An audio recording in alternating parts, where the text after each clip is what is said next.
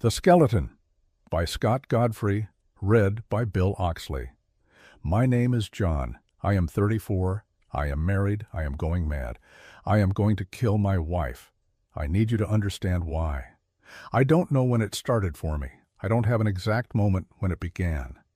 There are dreams sometimes when I was small, watching my parents flicker into and out of something. We had a small house, white picket fence, 2 bedrooms, and I'd listen to them, doing things in the dark. I had this terrible dream. Perhaps it was when I first came across the idea, but I can't be sure. Like I said, I don't really know, but the dream is of them, these rough giants, and suddenly my father's face peers close and the skin bleeds away, becomes like taut paper, broken in several spots, and the more I look, the more it bleeds. Suddenly, I'm staring at red flesh and my father's eyes peering out from it, and I'm screaming, and he doesn't know why.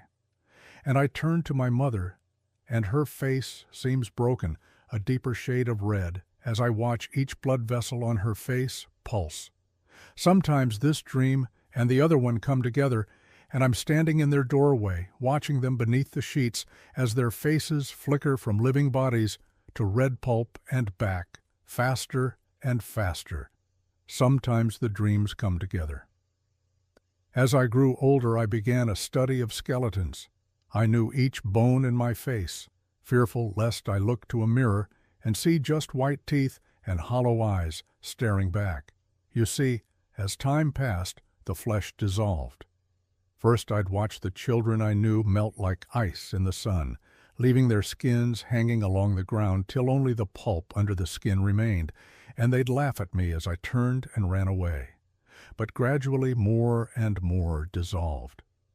I'd watch blood vessels stream behind the girls I liked like scarlet threads, and whenever one of them would get close and the scent of the car turned from leather to skin, I'd watch as her face peeled away and blood vessels hung from her jaw till I couldn't look away and closed my eyes inside my mind, hoping somehow not to see. It's strange to imagine a decade passing, go from a child to a young man, go from watching children call curses on you to groping and being groped by women in the back seats of cars.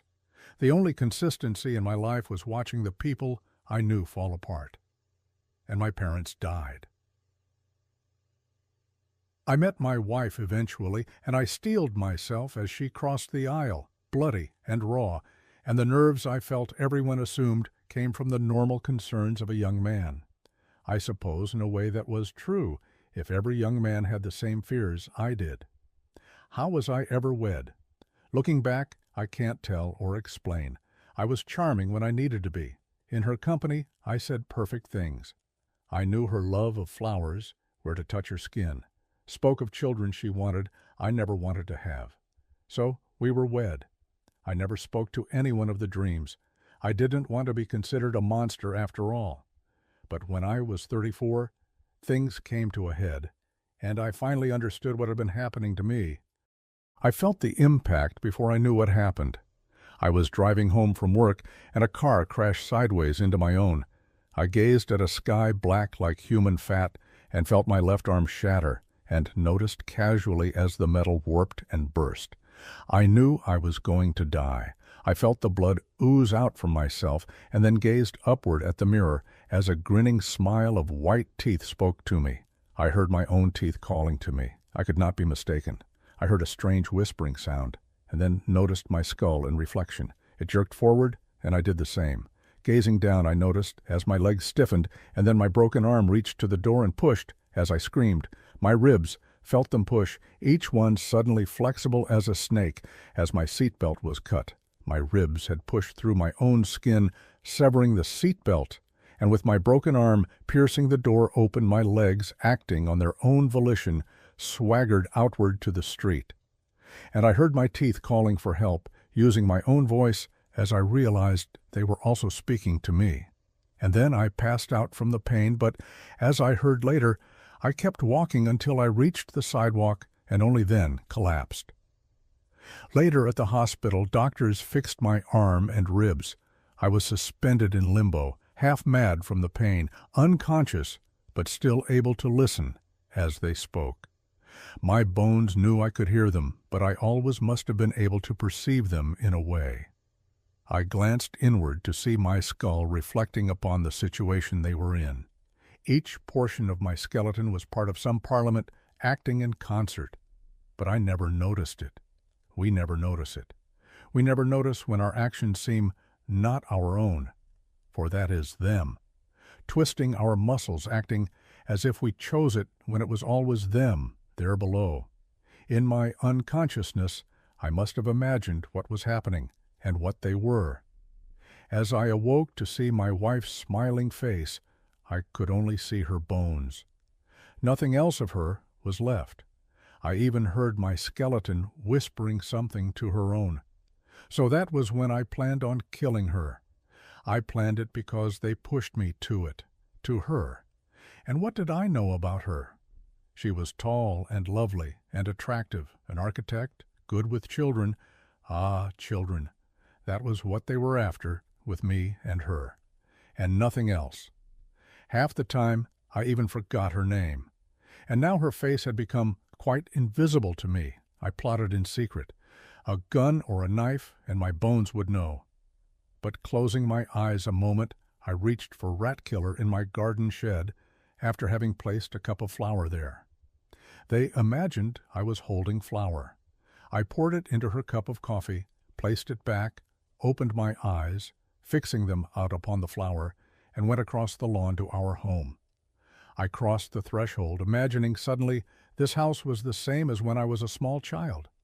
I crossed the rooms to where she was, and she smiled a grinning skull of a smile, and I passed the cup to her, and she was about to drink it when something stopped her. I noticed her arm stiffen, and the bones in her arm peer up at me with yellow eyes of marrow. It knew, and now they knew, and now my own skeleton stiffened to attention. "Are you all right, dear?" she asked.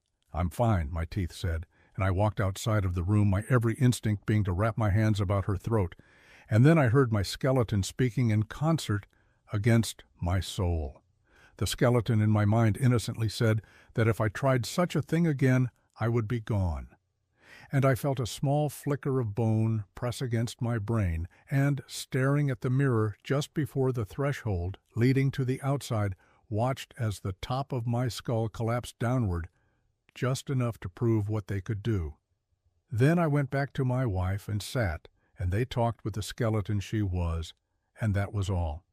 That was everything. I'm writing this to you because you have to understand. We have to fight them somehow, rip the bones out of us in order to be free. But since I can't live with myself, I am going to kill her. Or rather, I am going to try.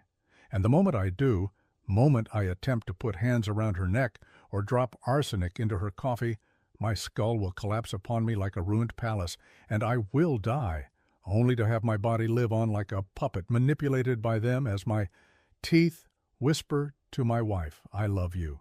And, assuming she still lives, she will whisper the same thing back to a man who never loved her.